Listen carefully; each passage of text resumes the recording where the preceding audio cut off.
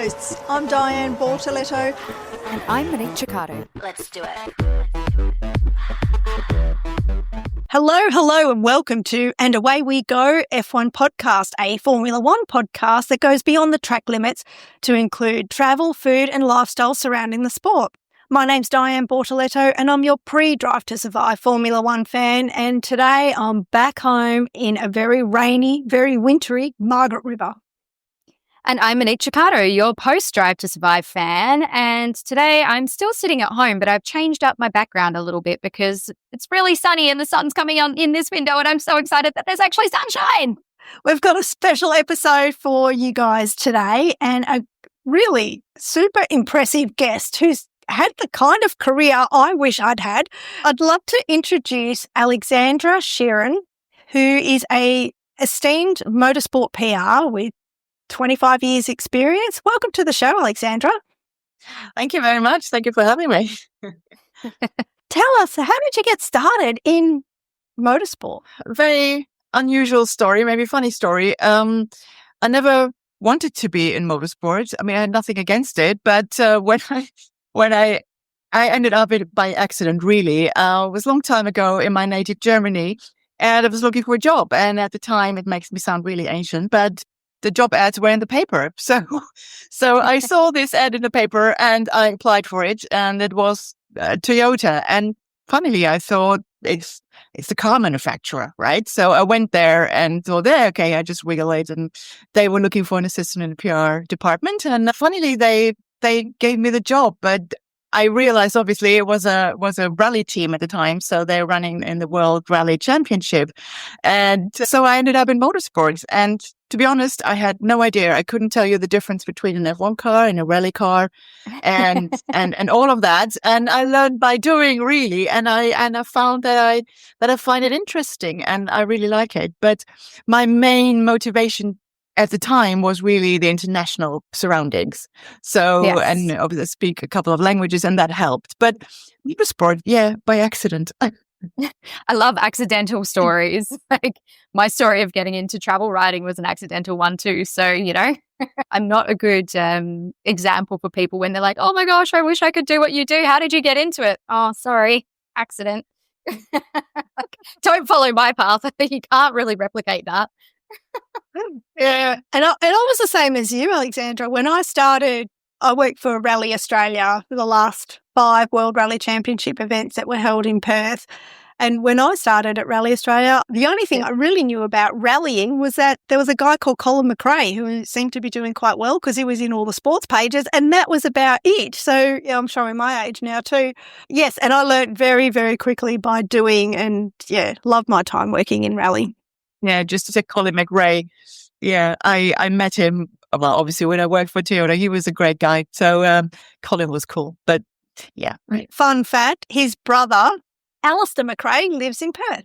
Oh, really? Yeah. It's a small world. Yeah, rallying. So that was my first touch with motorsports. And then really motorsports is a small world, really. So once you're in it, unless you really mess it up, usually stay in it. I guess it's the same with all small worlds like fashion or cinema or whatever. So I got asked a couple of years later, actually, another funny story, why I stopped working for Toyota was that they got caught cheating a long time ago, at the end of the 90s. They had sort of prepped their car in a way they shouldn't have done, and the FIA found out. And I was in the press office at the time. I was the Rally Catalunya, and I was a junior press assistant. I think it was my 3rd rally or something like that.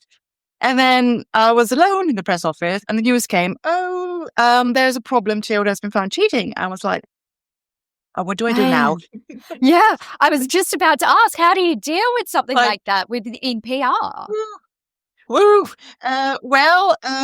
Luckily the senior guy came back soon after that. I just sat there and said, I don't know. Let's wait for whatever or whoever is coming. And they came. And then I put out a press release. And funnily, and in the press release, they said it was a mistake, a fault, a manufacturer's error, they put it.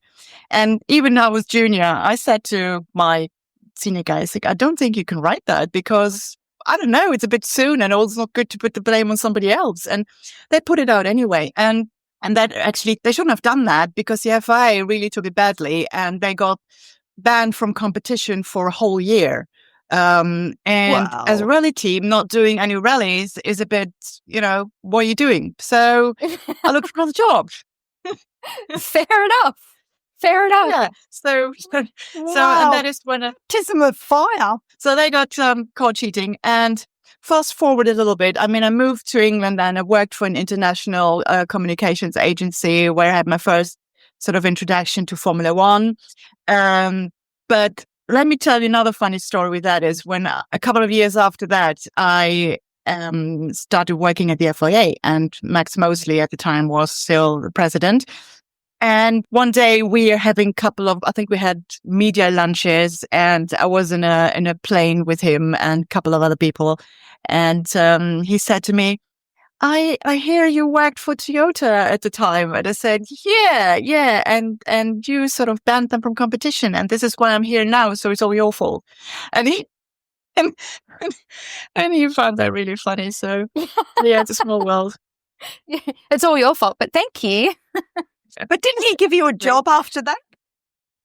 Yeah, sure. So actually, I became the F1 media delegate for Formula One, which another thing I didn't actually want to do because I worked before that. I worked, as I mentioned before, for the International Communications Agency, and their clients were promoters, so national circuits. So we worked in Austria, in Belgium, Germany, a couple of circuits like that. And I was part of the media staff. So I worked with the FIA and was a media delegate from the other side, if you wish. So, and I saw how stressful that job is, how difficult, I don't know. I just thought, wow, and then one day the FIA approached me and said, we're looking for somebody to run the WRC department, to sort of do accreditations and stuff like that. And would you be interested in doing that? And I said, yeah, WRC, cool, no problem. And it was like a maternity cover. So I did that for a couple of months. Then the girl came back, and in the meantime, their Formula One department had shifted, and the boss of the head of communications offered me the job as the F1 media delegate. And I said, no, are you out of your mind? Oh, brilliant. So he was like, why? It's an interesting job. And he said, no, I've seen it. And no, I don't want to do this. And no, it's too much. No. And then he said, I think you'd be a good person to do this. So let us work out how we can make it work. And we did. Oh, wow. And I did the job for 6 years. Wow. And for people listening, what did that job entail? Like, what was your main role within that job? So the F1 media delegate at the FIA, you have 6 what they call officials. So they are people who are in the rules. Actually, it's a technical delegate, obviously the race director, and one of them is the media delegate. So it's a role that needs to be there, and it's twofold. So one part is that you are working closely with the promoter and make sure that the media center, press conferences, and everything that's sort of adjourned to this works as per the FIA rules. There is like a book, like the operations guide. There's a couple of it's 100 pages, I think now, where you need to make sure that everything is as is in there. And so I worked with the promoters to make sure that everything ran during the weekend as it should, so the media can work properly, so they have everything they need. Wow. Not just from a working side, but also from an information point of view. And there was the second part of the roles. Obviously, as an FIA spokesperson, you are the first point of contact for the media when there is something you need to explain. I don't know. I remember when, for example, in Malaysia, there was the time when the races started to become late or start late. And we started the race quite late. I think it was 4:00 or something. And then what happens in Malaysia Open is it rained. So it was a race delay. And then it became too late and they couldn't finish the race. And I got all the blame. And why do you have the races so late? And now we can't finish the race.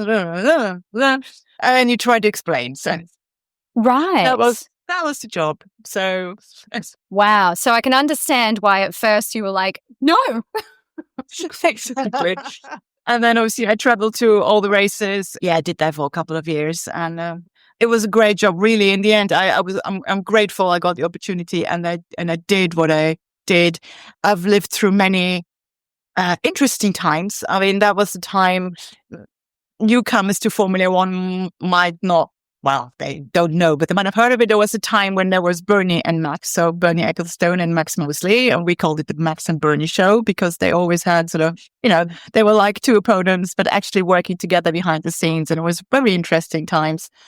And we had a lot of gates to work through. So we had, Spygate, Liegate, Singapore Gate, and at the end we also had Mosley Gate and lots of gates to work through when you're working in the communications department. But it was interesting times.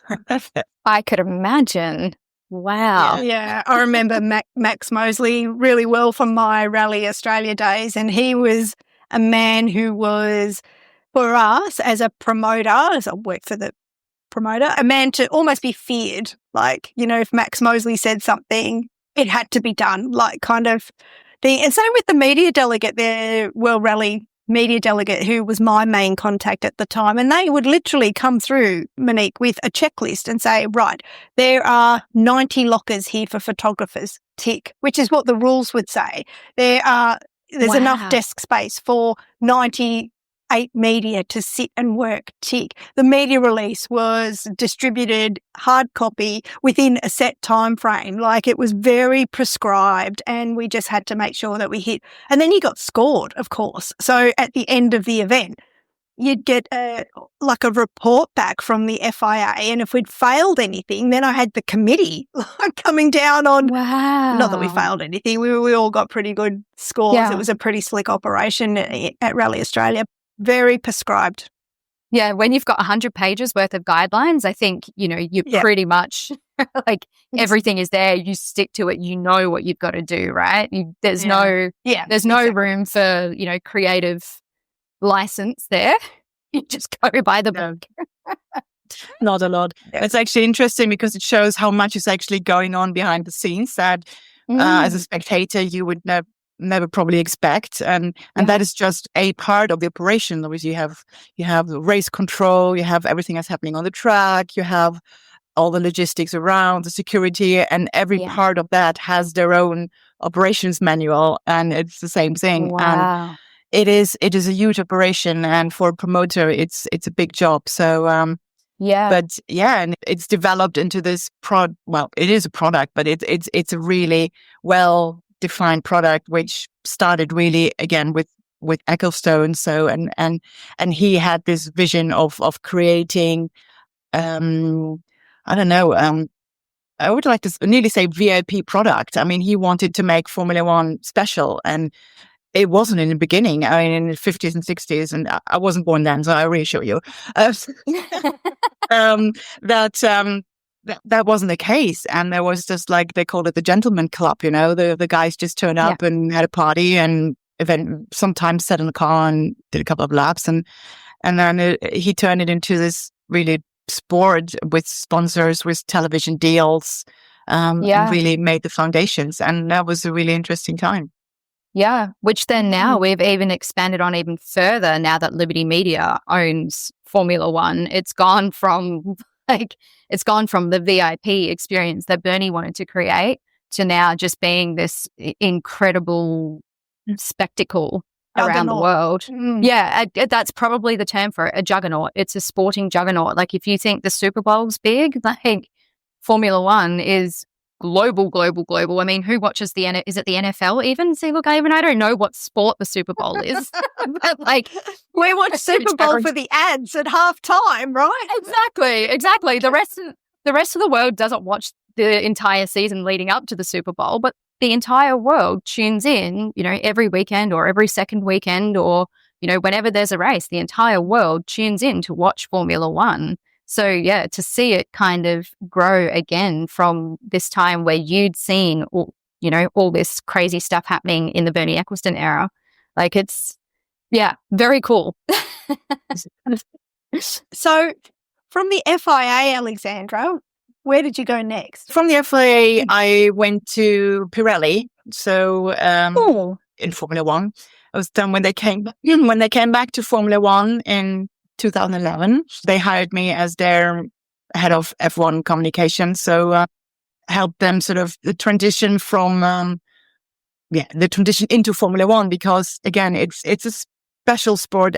Everything seems to be done in a special way. So I built the communication strategies for them, and Wow. we did it how it was done in Formula One. So made sure they got all the information, that they knew what to expect from the media. So really, helped them moving into the sport. I stayed there for 4 years. And then I decided that I had enough of traveling, which is funny for a travel podcast. No, we understand. We understand. I mean, we love the travel side of it, but the actual, well, for me, the physical getting from here to here, I just wish we had Star Trek travel where I could just close my eyes and be in Italy and not have to wait around airports and wait for luggage and get all of that. So, or to somehow bring your house with you. That would also be nice.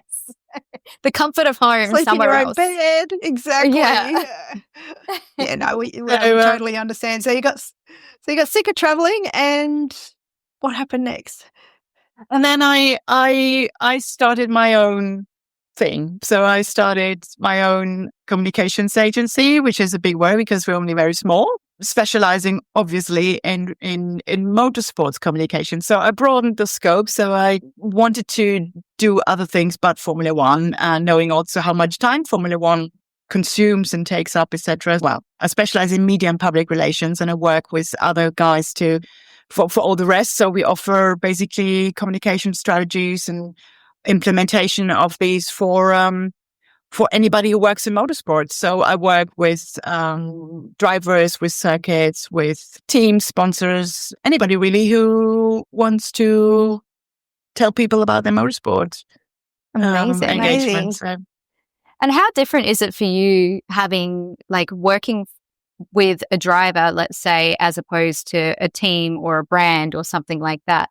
How different is your day-to-day or your approach, or, is there one that you prefer to do, or do we just, you love it all? I'd say, yeah, but I mean, I've been doing this now for 10 years, and somewhere down the line, I decided I only work with people I like, which is maybe a luxury, but it's the only way I think that works for me. So because I did work with clients in the beginning because the opportunity was good, but I thought right from the start we're not matching somewhere down the line, and that was exactly what happened. So I thought this is not working for me. So it also means I only work with small operations. So mainly there also I work with big clients who are very approachable and where you work with just a couple of people, and that works well as well. But that's more the exception because big companies tend to,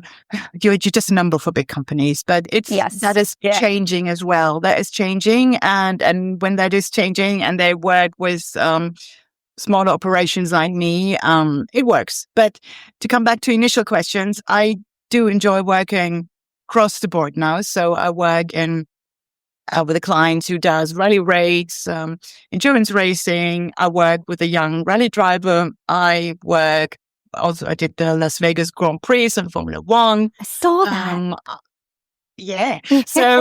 So I did lots of different things, and I worked with lots of different, the drivers, the teams. I enjoy it all because I like working with them. And the approach, is a little bit different sometimes, obviously, because a driver needs a different thing than maybe a team or a sponsor. But overall, it's still communication. It's still talking about what you do. Sure. And to just pick up on what you said then about the Las Vegas Grand Prix, I saw that you basically came in to advise them on the media kind of operations in the media center when the Vegas Grand Prix came back or started again in 2023, was it? They've had 2 races there now, yes. So how was that for you? Yeah, that was It was great. I mean, it was a really interesting experience, and because they brought me in right from the start, so worked with them for a year before the event, really, and we implemented this famous book, the operations guide. Yeah. Yeah. So you start from scratch. So you think, okay, where do we put the media center? Like physically, and where's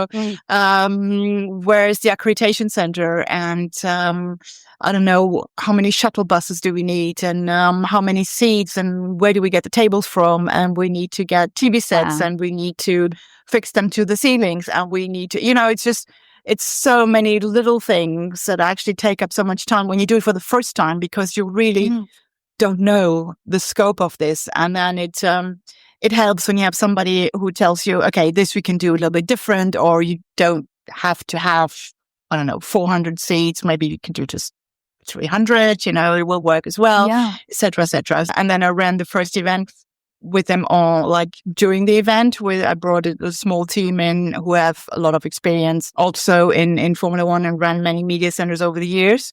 But I did the first year for them, and then they sort of did it by themselves and sort of moved on and worked with the smaller staff they had, and which is actually a good thing as well, because it's a great experience, but it takes a lot of your time, and when you're only yourself, you only have so much time in a day.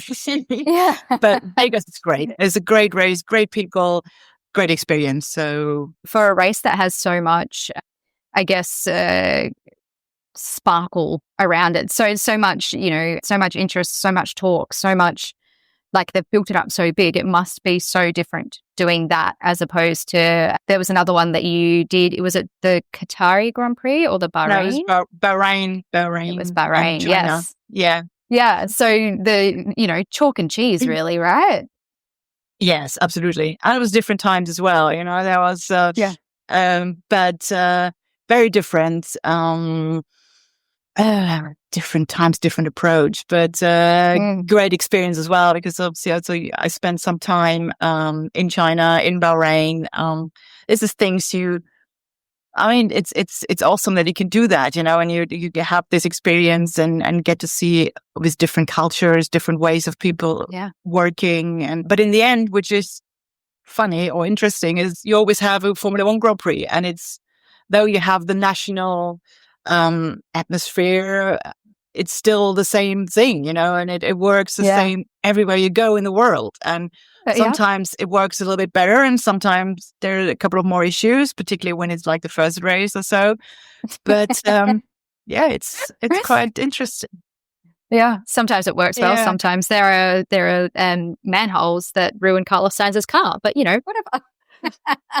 I was going to bring that up. I was going to ask, how did you manage that from a comms perspective? I mean, when that happened, I think everyone around the world's jaw just dropped. Like, how could this have happened? How did you manage that from a comms point of view?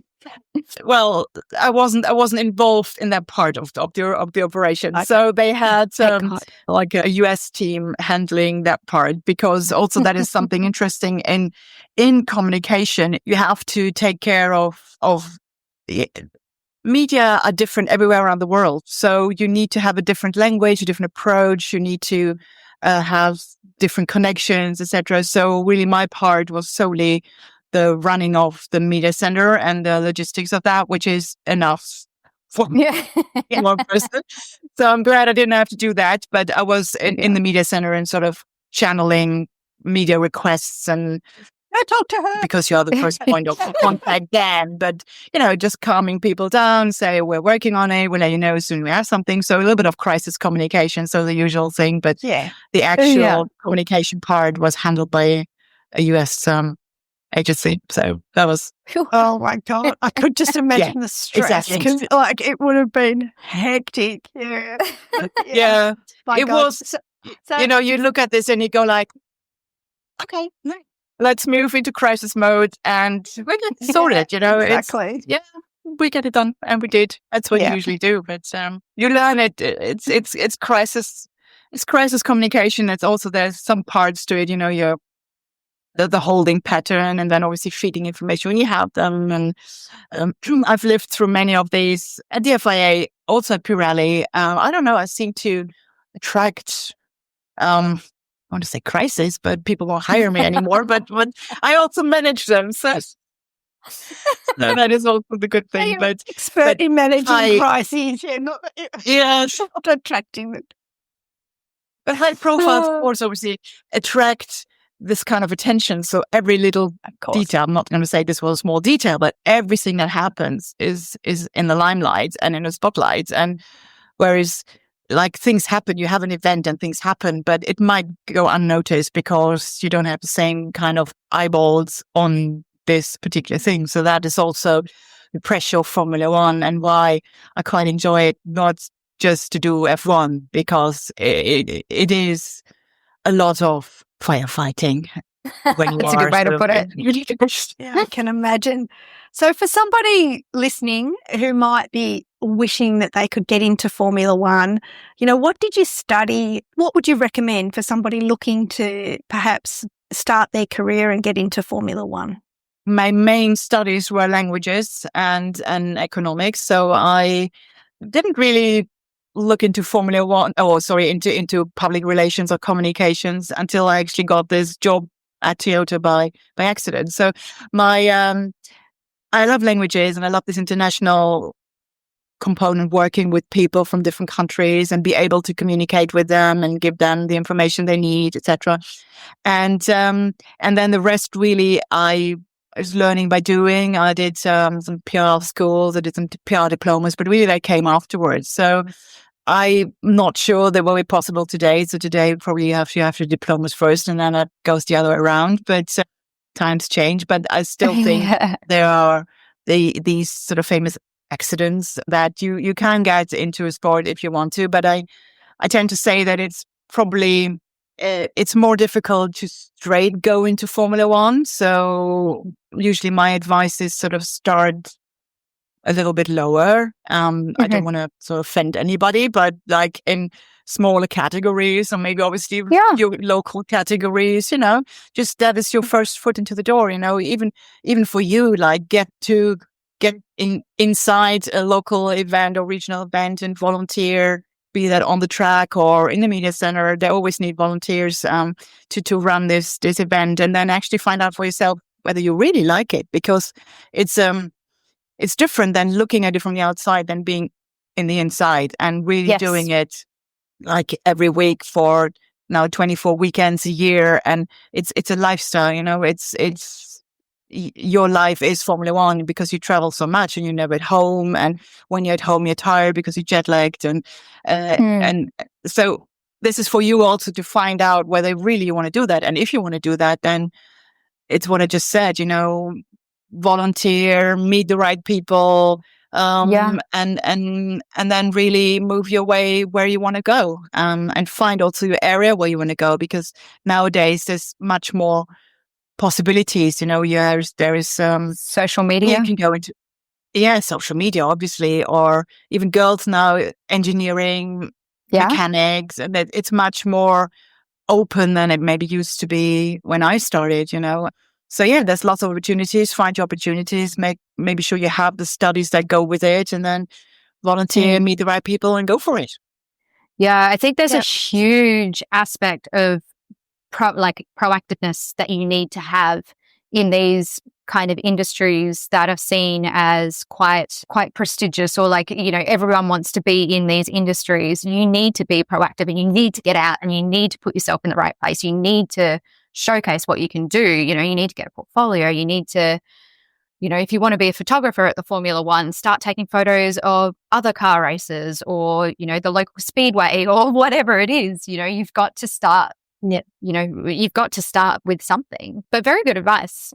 Yeah, and it's great advice. And I think you need proximity as well. If you want to work for Formula One or a Formula One team, then sitting in Perth, it's not going to happen. You need to physically be like near a team or near F1 headquarters or the FIA or one of those operations, so you can actually go in and do interviews and be persistent. And I've actually got a few jobs in my time over the decades for just being persistent persistence.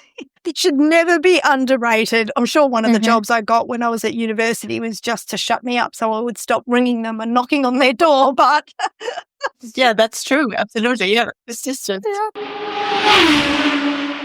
You want me to tell you the funny story of the Indianapolis race where only 6 cars raced and I was at the FIA? yes, that sounds like a great story. Let's hear it. Yeah, so that was 2005, my third race as the F1 media delegate for the FIA, Indianapolis. And for those who don't know what happened, it was the race when, in practice, Ralf Schumacher at the time, he crashed his car because his tires blew up, because the tires didn't have the right, how to say that, structure for this part of the circuit, because it's part of an oval circuit and it was too hard on the tires and they risk of blowing up. Michelin at the time said, we can't really, it's irresponsible. We can't do this. We need to, change the tires. Long story short, you couldn't change things, because everything is homologated, everything, the circuit is, the tires are, the cars are. It was a Friday. The race was on Sunday. So it wasn't possible. At the end, 6 cars started, the cars that were not on Michelin, but on Bridgestone. Oh my God. Yeah. And how many were in the field at the time? Don't quote me on this. It was probably 22, 20. It was a bit more, I think, than today. But the thing is, they all got on the grid and then they all started their formation lap. And then one after the other got back into the pit lane. And I was on the phone with my boss at the time, talking about, okay, what's going to happen, what are you going to do, et cetera, et cetera. And I was looking at this and I was really like, oh my God, they're not going to start already. There's only 6 cars. I'm like, what am I going to do? What am I going to do? And he's like, calm down, Alex, calm down, breathe and watch the race. What do you mean watch the race? I mean, what else? What are you going to do? He says, there's nothing we can do now. So just breathe, watch the race and then we'll figure it out. Oh, what an interesting race that would have been. And obviously from what you're saying, this is a different time where everyone, you had a choice of what brand tires to go with. It's not like today where everyone's on Pirellis and there's 3 compounds that you can choose from per race. Wow. Yeah. Interesting. That was the end. That was the end of having 2 tire manufacturers. I wonder why. And then they never had 2 again. So it makes sense. It makes sense, doesn't it? Not only from this kind of story, but also, obviously, because also there is a tire war, what we called it at the time, because you're always developing to be better than the other tire manufacturer, and it's huge costs, and it's already expensive enough to run the operation. So from that point of view, also today's times, it makes sense with the cost cuts and everything. It makes sense. But that was the actual origin of why, I think. Oh, wow. So good. There you go.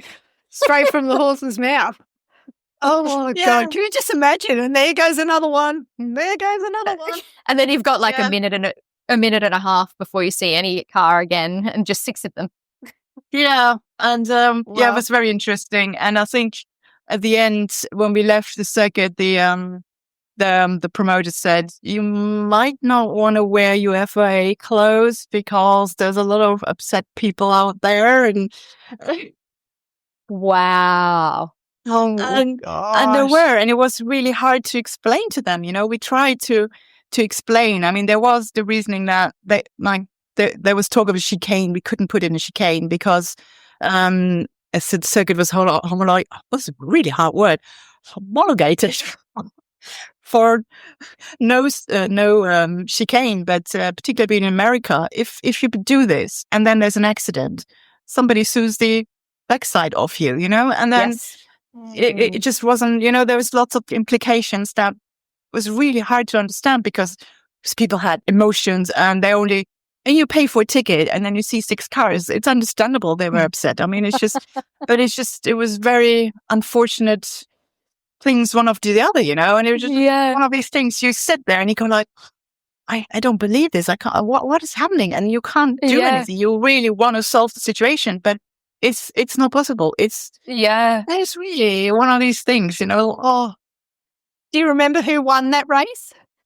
Michael Schumacher. It was obviously Ferrari. They were the strongest, so they Yep. And they had the right tyres. they had the right tires at that time. Yeah. These are 3 questions that we ask every guest that comes onto the podcast. And so, Alex, if you could travel to any F1 destination, current or former, which country would you choose and why? So that is a very hard question because I have traveled to many, many, many races already. So I might have a little advantage there. So I would say for me, it's the question, what is your favorite race? Where have you been? So, or where you want to go? I love a lot of them. It's a really hard question. But the first one that came to mind was Singapore. The second that came to mind was Montreal and then Suzuka. So I really can't pick one. It's too hard. I'm sorry. No, all 3 are fabulous. The reason why is because they're all so different. Singapore, because it was the first night race. It was very special to see the cars at night with a lit up track. The atmosphere in the city is unique. Everything is close by. It's just a unique atmosphere. It's great. And the people are great. I really enjoyed Singapore. And it's a good thing you can stay on European time, so I didn't have jet lag. So that was cool. Montreal, nearly for the same reason. It's not far from the city. So you have the city vibe. You have a unique atmosphere. There's a lot of unique fans. It's great. It's a great event on the island, and lots of groundhogs. Yeah, groundhogs. Yeah, and Suzuka. So the track is obviously amazing. It's unique. I could have quoted Belgium as well, but no. And and I love Japan. I love the food. I love the people. It's very different. It's nothing like Japan in the world. That will be my top 3. Beautiful. Good answers. And if you could choose any Formula One driver, dead or alive, that you could go on holiday with, who would you choose and why? Difficult because I don't want to upset any wives or so. Gosh. But I would choose Michael Schumacher because I was lucky to meet him during his active times. Both, actually, after his comeback as well. He appeared a little bit like standoffish but it was just really, it's a way to protect yourself because when you're so famous and you have people running after you everywhere you go, it's a form of protection. He always stopped to say hello. Like once he knew you, he was absolutely loyal. Yeah, I think it would be good to be able to, particularly now, spend more time and, I don't know, tell all these stories. And he'd have a lot.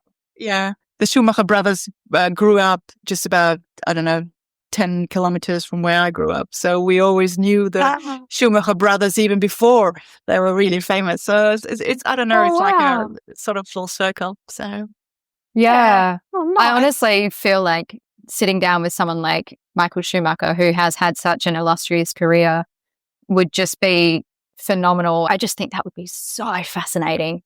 So fascinating. I reckon he's got a really fun had a really fun side to him as well, which Yanni would see snippets of that in interviews and on broadcasts and whatnot.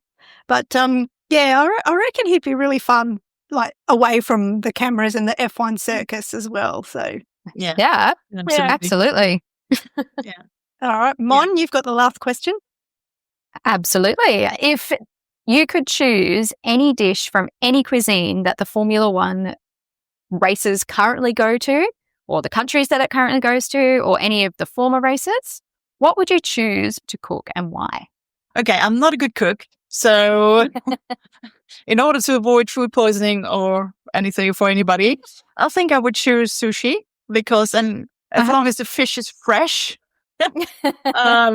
it's probably sort of possible to make some sushi, even though I don't pretend to have the standards of Japanese sushi cooks, but also I love sushi, and it was like in Japan is sort of when you have that and really prepared by a sushi cook, it's an amazing experience. So I would choose that. Yeah, a unique answer. Yeah, so many times we've had, we cook pasta, which yes, fabulous. Everyone loves good pasta, but it's nice to hear when someone chooses something different. Totally different. Well, thank you so much, Alexandra, for coming on the show and sharing your stories and your career journey and what you're doing now.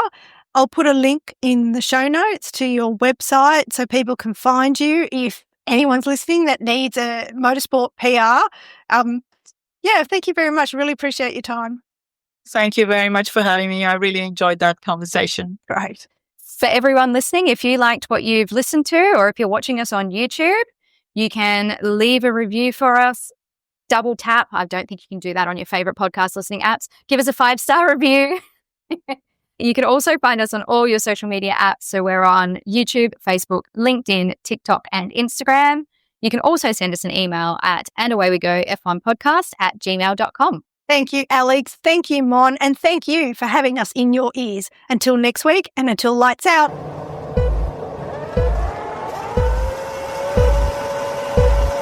It's lights out and away we go. And Away We Go podcast is produced by Diane Bortoletto and Monique Ciccato. Let's do it.